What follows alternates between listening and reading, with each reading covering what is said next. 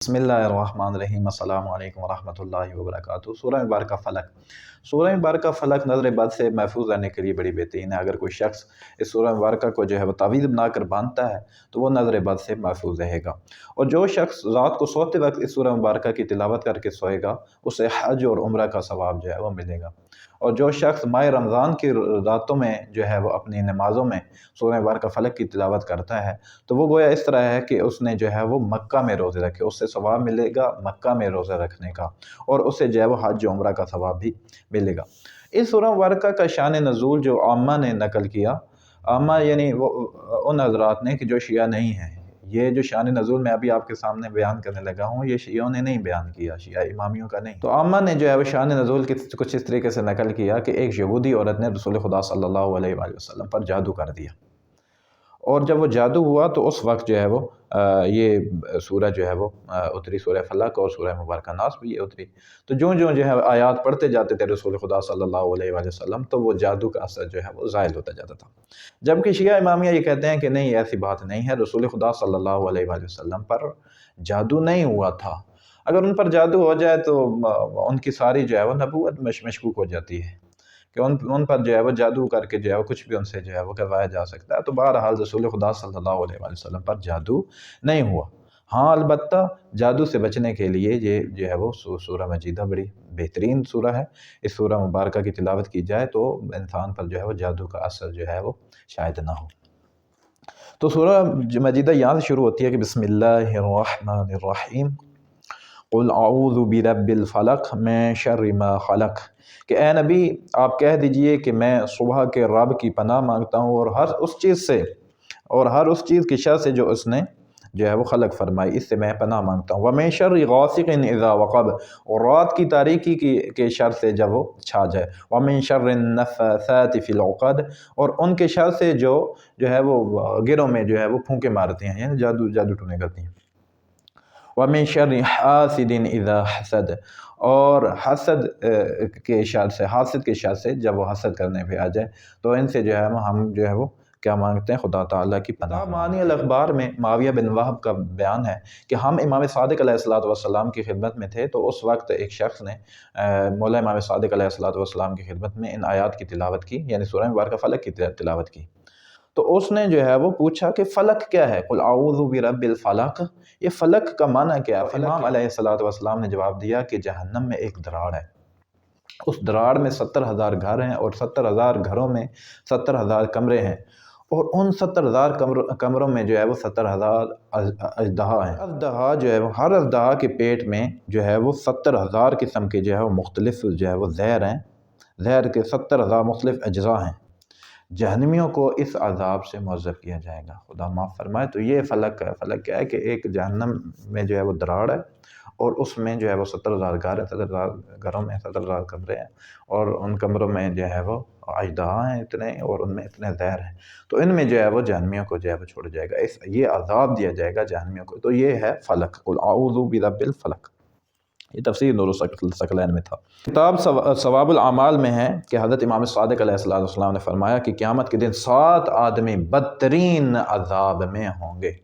ان میں سے ایک وہ قابیل ہے کہ جس نے جناب حابیل اپنے بھائی کا وہ قتل کیا تھا، اور دوسرے نمبر پر وہ نمرود ہے جس نے حضرت ابراہیم علیہ السلام کی مخالفت کی تھی۔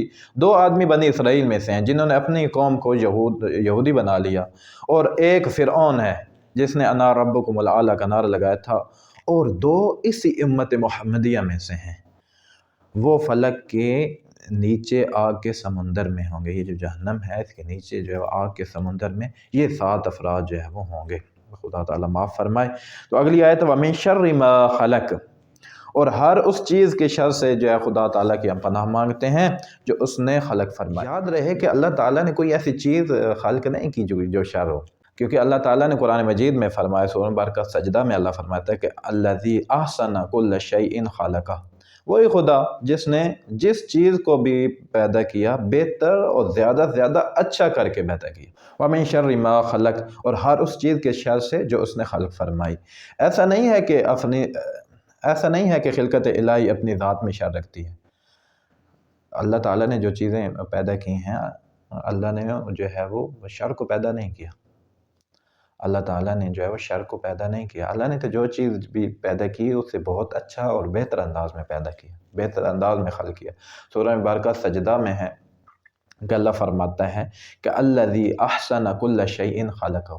وہ خدا تو وہی ہے کہ جس نے جس چیز کو بھی پیدا کیا بہت بہتر، بہت زیادہ جو ہے وہ اچھا کر کے پیدا کیا. خدا تعالیٰ نے شر کو پیدا نہیں کیا. اب شر کب پیدا ہوتا ہے؟ شر اس وقت پیدا ہوتا ہے کہ جب یہ مخلوقات اپنے ایک معین راستے سے ہٹ جاتی ہیں، یا جس کام کے لیے انہیں خلق کیا گیا یہ وہ کام نہیں کرتی بلکہ اس کے الٹ کرتے ہیں، تو اس وقت شر پیدا ہو جاتا ہے. مثلا مثال لیتے ہیں، عام سی سادہ سی مثال ہے کہ اللہ تعالیٰ نے جو ہے وہ جانوروں کو جو ہے وہ دانت دیے ہیں، نوکیلے دانت.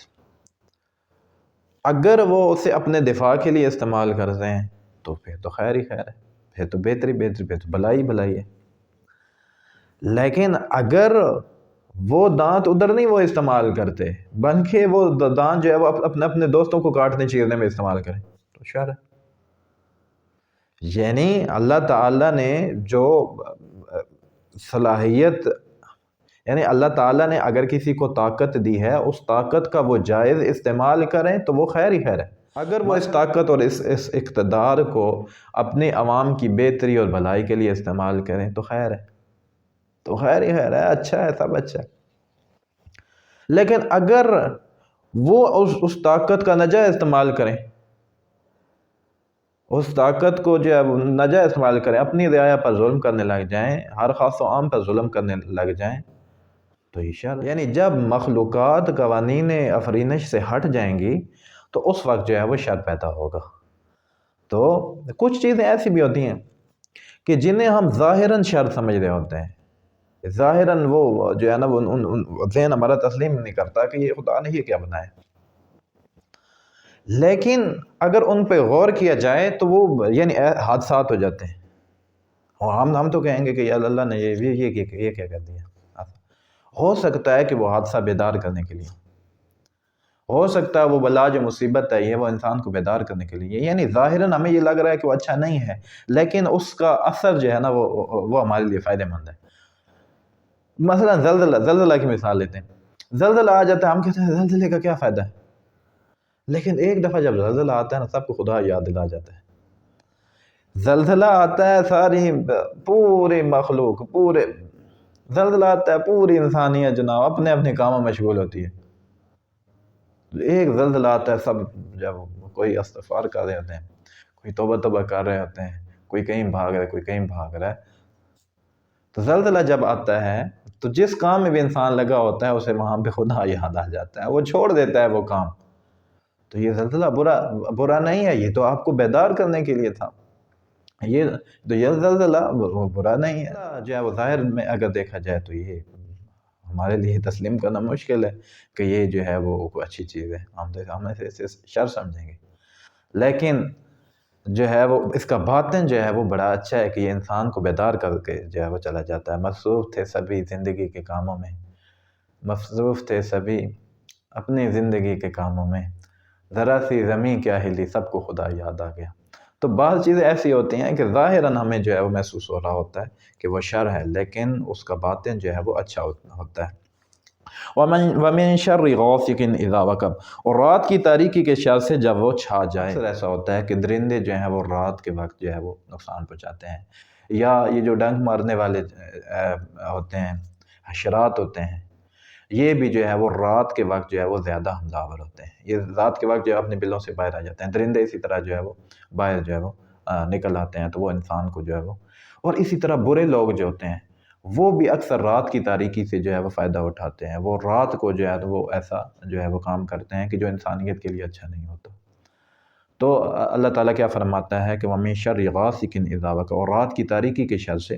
رات کی تاریکی ویسے خود سے تو رات کی تاریکی کوئی شر نہیں ہے، لیکن رات کی تاریکی میں جو کام ہوتے ہیں وہ شر ہوتے ہیں. اور برے لوگ بھی جو ہے نا وہ برائی کرنے کے لیے بھی رات کی تاریکی کا فائدہ اٹھاتے ہیں، اور نامحرموں سے تعلقات بنانے کے لیے بھی جو ہے وہ رات کی تاریکی سے جو ہے فائدہ اٹھایا جاتا ہے رات کو. اور نامحرموں سے ملاقات کے لیے بھی جو ہے وہ رات کی تاریکی سے جو ہے وہ مجرم لوگ جو ہے وہ فائدہ اٹھاتے ہیں رات کی تاریکی سے. تو رات کی تاریکی میں سب سے بہتر بات کیا ہے، سب سے بہتر کام کیا ہے کہ رات کی تاریکی میں خدا کو یاد کیا جائے، رات کی تاریکی میں اپنے رب سے باتیں کی جائیں، وگرنہ جس کے لیے آپ اپنی زندگی داغدار کر لیتے ہیں رات کی تاریکی میں، کچھ ہی دنوں بعد وہ سوائے ندامت سے، سوائے پچھتاوے کے آپ کو کچھ بھی نہیں دیکھا جاتا۔ یعنی ہم خدا کو ناراض کر بیٹھتے ہیں، اس خدا کو کہ جو ہم سے محبت کرتا ہے، جس نے کبھی ہمیں تنہا نہیں چھوڑا، اس خدا کو جو ہے وہ ہم جو رات کی تاریکی میں سب کو دھوکہ دے کر، اپنے آپ کو دھوکہ دے کر جو اس خدا کو ناراض کر بیٹھتے ہیں۔ تو رات کی تاریکی میں اپنے خدا تعالیٰ کو یاد کریں، کیونکہ اگر آپ رات کی تاریکی میں خدا کو یاد نہیں کرتے بلکہ کسی نامحرم کی جو ہے وہ یاد میں آپ کی رات جو ہے وہ گزرتی ہے، یا کسی نامحرم سے ملاقات میں آپ کی رات جو ہے وہ گزرتی ہے، یہ آپ کے لیے اچھا نہیں ہے۔ انسان جو ہے جس کے لیے آپ اتنا کچھ کریں گے وہ آپ کو ایک دن چھوڑ بھی جائے گا۔ سوچتا ہوں کہ اس کی یاد آخر اب کسے رات بھر جگاتی ہوگی۔ تو یہ ہے کہ یہ انسان جس کے لیے آج آپ اتنا کر رہے ہیں، خدا کو ناراض کر رہے ہیں، یہی انسان کچھ دنوں بعد ہو سکتا ہے وہ انسان جو ہے نا آپ کو چھوڑ جائے کسی اور کی زندگی میں۔ تو کوشش کریں کہ رات میں خدا تعالیٰ کو آپ یاد کریں اور خدا تعالیٰ کی عبادت، وہ آپ کو جو ہے بہترین اجر عطا فرمائے گا، اور اس کے ساتھ ساتھ جو ہے وہ خدا تعالیٰ آپ سے راضی ہو جائے گا۔ جب راضی ہو جائے گا تو پھر جو ہے وہ جو آپ چاہیں گے وہ جو ہے خدا تعالیٰ آپ کو دے گا، وہ ضرور دے گا۔ وَمِن شَرِّ النَّفَّاثَاتِ فِي الْعُقَدِ، اور ان کی شر سے جو ہے وہ پناہ مانگتا ہوں جو گرہوں میں جو ہے وہ پھونکتے ہیں۔ جادو ٹونے کے لیے یہ والی سورہ مبارکہ جو بڑی بہترین ہے، جادو ٹونا کرنے کے لیے نہیں، جادو سے بچنے کے لیے، جادو کے اثرات سے بچنے کے لیے۔ جو شخص یہ سمجھتا ہے کہ مجھ پر جادو ہو گیا ہے یا جادو ہو جائے گا، تو وہ یہ سورہ مبارکہ ناس جو ہے پڑھے، اس کے لیے بڑی بہترین ہے۔ وَمِن شَرِّ حَاسِدٍ إِذَا حَسَدَ، اور حاسد کی شر سے جب وہ حسد کرے۔ حاسد کی شر سے جو ہے وہ بچنا بڑا ضروری ہے۔ حاسد جو ہے بہت بڑی ایک پریشانی ہے، اور یہ صرف اس بندے کے لیے پریشانی نہیں ہوتی کہ جس سے حسد کر رہا ہے، یہ خود اپنے لیے بہت بڑی پریشانی ہوتی ہے۔ اور حسد کیوں ہوتا ہے؟ حسد کی وجہ جو ہے وہ شاید تنگ نظری، اور اسے کیا کہتے ہیں، شعور کی کمی، علم کی کمی، جہالت اور احساس کمتری اور ایمان کی کمی جو ہے مین وجوہات اس کی یہی ہیں۔ اور سب سے بڑی اس دور میں جو ہے احساس کمتری اور ایمان کی کمی۔ احساس کمتری، انسان اپنے آپ کو پست سمجھتا ہے، انسان اپنے آپ کو جو ہے وہ سمجھتا ہے کہ میں تو کسی لائق نہیں، تو وہ پھر دوسروں سے حسد کرتا ہے، دوسرے کی اچیومنٹ پہ اس سے جو ہے وہ اچھا نہیں لگتا، وہ برا مان جاتا ہے کہ اللہ نے اسے یہ چیز دے دی ہے، مجھے نہیں دی، اور اس کے نیت یہ ہوتی ہے کہ اسے یہ چیز چھن جائے اور میرے پاس آ جائے۔ تو حسد جو ہے بہت بری چیز ہے، اور حسد جو ہے وہ حدیث میں آتا ہے کہ ان الحسد یاکل الایمان کما تاکل النار الحطب، کہ حسد جو ہے وہ اسی طرح ایمان کو کھا جاتا ہے کہ جس طرح جو ہے وہ آگ لکڑی کو کھا جاتی ہے۔ اور حسد کے لیے اتنا ہی کافی ہے کہ دنیا میں سب سے پہلا جو قتل ہوا وہ حسد کی وجہ سے ہوا۔ سب سے پہلا قتل کیا قابیل نے اپنے بھائی حابیل کا۔ وجہ کیا تھی؟ قابیل کو حابیل سے حسد تھا۔ تو دنیا میں سب سے پہلے، یعنی کتنی بڑی مصیبت ہے حسد، دنیا میں سب سے بڑا، اور دین کی آفتوں میں آفت بھی حسد ہے۔ دین چلا جاتا ہے، جس بندے کے پاس حسد آ گیا اس پاس دین نہیں رہا، ایمان نہیں رہا اس کے پاس۔ تو سب سے پہلا جو ہے وہ قتل بھی جو ہے وہ حسد کی وجہ سے، سب سے پہلا قتل بھی جو ہے وہ حسد کی وجہ سے ہوا تھا۔ تو اپنے آپ کو جو ہے وہ حسد سے بچائیں۔ بعض لوگوں کا مزاج ہی ایسا بن جاتا ہے، لوگوں کی اچیومنٹ پہ خوش ہونا سیکھیں، لوگوں کی کامیابیاں دیکھ کر جو ہے اپنے لیے دعا کریں، اور ان کے لیے بھی دعا کریں، انہیں مبارکباد دیں، انہیں ہدیہ تحفہ دیں، اور ان سے بھی ہدیہ تحفہ وصول کریں، ٹھیک ہے؟ تو حسد ایسا اپنا مزاج نہ بنائیں کہ کسی کے پاس کوئی اچھی چیز دیکھیں اور آپ کو اس سے حسد ہونے لگ جائے، آپ کو برا لگنے لگ جائے کہ کسی اس سے کیا کہتے ہیں، کسی کا گھر اچھا دیکھا تو آپ کو تکلیف ہو جائے۔ نہیں، ایسا نہیں ہونا چاہیے۔